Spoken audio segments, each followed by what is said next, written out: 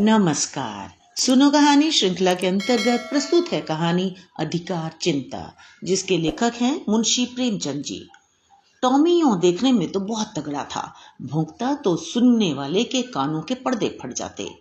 Deal doll भी ऐसा कि अंधेरी रात में उस पर गधे का भ्रम हो जाता, लेकिन उसकी श्वानोचित वीरता किसी संग्राम क्षेत्र में प्रमाणित न होती थी। 2-4 दफे जब बाजार के लेडियों ने उसे चुनौती दी तो वह उनका गर्वमर्दन करने के लिए मैदान में आया, और देखने वालों का कहना है कि जब तक लड़ा जीवट से लड़ा। नखों और दांतों से ज्यादा चोटें उसकी दुम ने की।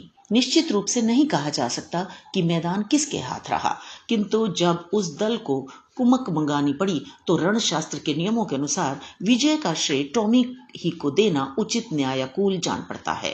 टॉमी ने उस अवसर पर कौशल से काम लिया और दांत निकाल दिए जो संधि की याचना थी, किंतु तब से उसने ऐसे सन्नीति विहीन प्रतिद्वंद्वियों के मुंह लगना उचित न समझा। इतना शांति प्रिय होने पर भी टॉमी के शत्रुओं की संख्या दिनों दिन बढ़ती जाती थी। उसके बराबर वाले उससे इसलिए जलते कि वह इतना मोटा ताजा होकर इतना भीरू क्यों है। बाजारी दल इसलिए जलता कि टॉमी के मारे घूरों पर की हड्डियां भी न बचने पाती थीं। वह घड़ी रात रहे उठता और हलवाइयों की दुकान के सामने के दोने और पत्तल, कसाई खाने के सामने की हड्डियां और छीछड़े चबा डालता। अतएव इतने शत्रुओं के बीच में रहकर टॉमी का जीवन संकटमय होता जाता था। महीनों बीत जाते और पेट भर भोजन न मिलता। 2-3 बार उसे मनमाने भोजन करने की ऐसी प्रबल उत्कंठा हुई कि उसने संदिग्ध साधनों द्वारा उसको पूरा करने की चेष्टा की, पर जब परिणाम आशा के प्रतिकूल हुआ और स्वादिष्ट पदार्थों के बदले अरुचिकर दुर्ग्राही वस्तुएं भर पेट खाने को मिली, जिससे पेट के बदले कई दिन तक पीठ में विषम वेदना होती रही, तो उसने विवश होकर फिर सन्मार्ग का आश्रय लिया। पर डंडों से पेट चाहे भर गया हो, वह उत्कंठा शांत न हुई। वह किसी ऐसी जगह जाना चाहता था जहां खूब शिकार मिले, खरगोश, हिरन, भेड़ों के बच्चे मैदान में विचर रहे हों और उनका कोई मालिक न हो, जहां किसी प्रतिद्वंद्वी की गंध तक न हो, आराम करने को सघन वृक्षों की छाया हो, पीने को नदी का पवित्र जल। वहां मनमाना शिकार करूं, खाऊं और मीठी नींद सोऊं। वहां चारों ओर मेरी धाक बैठ जाए, सब पर ऐसा रोब छा जाए कि मुझी को अपना राजा समझने लगे, और धीरे धीरे मेरा ऐसा सिक्का बैठ जाए कि किसी द्वेषी को वहां पर पैर रखने का साहस ही न हो। संयोगवश एक दिन वह इन्हीं कल्पनाओं के सुख स्वप्न देखता हुआ सिर झुकाए सड़क छोड़कर गलियों से चला जा रहा था कि सहसा एक सज्जन से उसकी मुठभेड़ हो गई। टॉमी ने चाहा कि बचकर निकल जाऊं, पर वह दुष्ट इतना शांतिप्रिय न था। उसने तुरंत झपटकर टॉमी का टेटुआ पकड़ लिया। टॉमी ने बहुत अनुनय विनय की, गिड़गिड़ा कर कहा, ईश्वर के लिए मुझे यहाँ से चले जाने दो, कसम ले लो जो इधर पैर रखूं। मेरी शामत आई थी कि तुम्हारे अधिकार क्षेत्र में चला आया, पर उस मदांध और निर्दयी प्राणी ने जरा भी रियायत न की। अंत में हार कर टॉमी ने गर्दभ स्वर में फरियाद करनी शुरू की।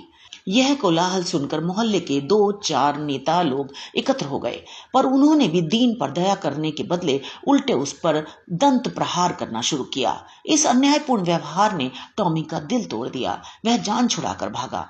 उन अत्याचारी पशुओं ने बहुत देर तक उसका पीछा किया, यहाँ तक कि मार्ग में एक नदी पड़ गई और टॉमी ने उसमें कूदकर अपनी जान बचाई। कहते हैं एक दिन सबके दिन फिरते हैं। टॉमी के दिन भी नदी में कूदते ही फिर गए। कूदा था जान बचाने के लिए, हाथ लग गए मोती। तैरता हुआ उस पार पहुंचा तो वहां उसकी चिर संचित अभिलाषाएं मूर्तिमती हो रही थीं। यह एक विस्तृत मैदान था, जहां तक निगाह जाती थी हरियाली की छटा दिखाई देती थी। कहीं नालों का मधुर कलरव था, कहीं झरनों का मंद गान, कहीं वृक्षों के सुखद पुंज थे, कहीं रेत के सपाट मैदान। बड़ा सुरम्य मनोहर दृश्य था। यहाँ बड़े तेज नखों वाले पशु थे, जिनकी सूरत देखकर टॉमी का कलेजा दहल उठता था, पर उन्होंने टॉमी की कुछ परवाह न की। वे आपस में नित्य लड़ा करते थे, नित्य खून की नदी बहा करती थी। टॉमी ने देखा, यहाँ इन भयंकर जंतुओं से पेश न पा सकूंगा। उसने कौशल से काम लेना शुरू किया।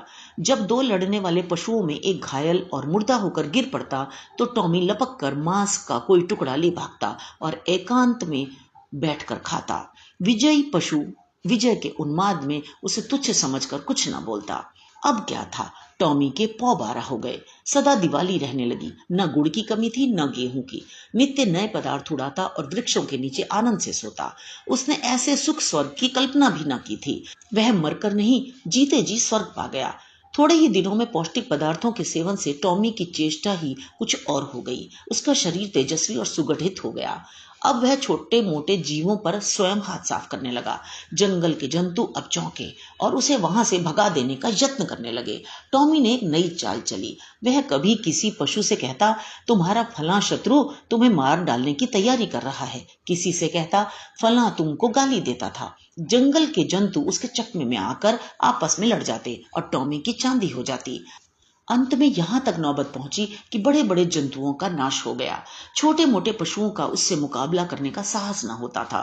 उसकी उन्नति और शक्ति देखकर उन्हें ऐसा प्रतीत होने लगा मानो यह विचित्र जीव आकाश से हमारे ऊपर शासन करने के लिए भेजा गया है। टॉमी भी अब अपनी शिकारबाजी के जौहर दिखाकर उनकी इस भ्रांति को पुष्ट किया करता था। बड़े गर्व से कहता, परमात्मा ने मुझे तुम्हारे ऊपर राज्य करने के लिए भेजा है। यह ईश्वर की इच्छा है। तुम आराम से अपने घर में पड़े रहो। मैं तुमसे कुछ ना बोलूंगा। केवल तुम्हारी सेवा करने के पुरस्कार स्वरूप तुम में से एक आध का शिकार कर लिया करूंगा। आखिर मेरे भी तो पेट है। बिना आहार के कैसे जीवित रहूंगा और कैसे तुम्हारी रक्षा करूंगा। वह अब बड़ी शान से जंगल में चारों ओर गौरवान्वित दृष्टि से ताकता हुआ विचरा करता।